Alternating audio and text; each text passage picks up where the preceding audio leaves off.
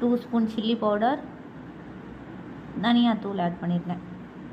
இதை சிக்கனோட மிங்கிள் ஆகிற அளவுக்கு நல்லா மிக்ஸ் பண்ணி விடுங்க.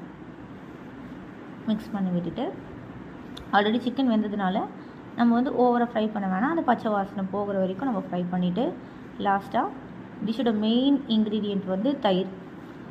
ஏன்னா அந்த சிக்கனுக்கு வந்து இன்னும் கொஞ்சம் சாஃப்ட்னஸ் கொடுக்கும். சாஃப்ட்னஸ் இருந்துச்சுன்னா இந்த க்ரீன் சிக்கனுக்கு இன்னும் கொஞ்சம் நல்லாயிருக்கும். நீங்கள் தயிர் வேணால் ஆப்ஷனலாக வச்சுக்கலாம். லாஸ்ட்டாக நம்ம அரைச்சி வச்சுருக்க க்ரீன் பேஸ்ட்டை வந்து நீங்கள் ஆட் பண்ணிக்கோங்க. ஆட் பண்ணிவிட்டு இதோட ரா ஃப்ளேவர் போகிற வரைக்கும் மிக்ஸ் பண்ணிக்கோங்க. மிக்ஸ் பண்ணிவிட்டு ஒரு 2 to 3 மினிட்ஸ் தான்.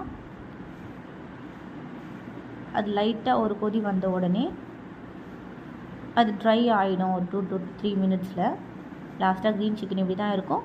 நம்மளோட க்ரீன் சிக்கன் இப்போ ரெடி. நீங்கள் சர்வ் பண்ணலாம்.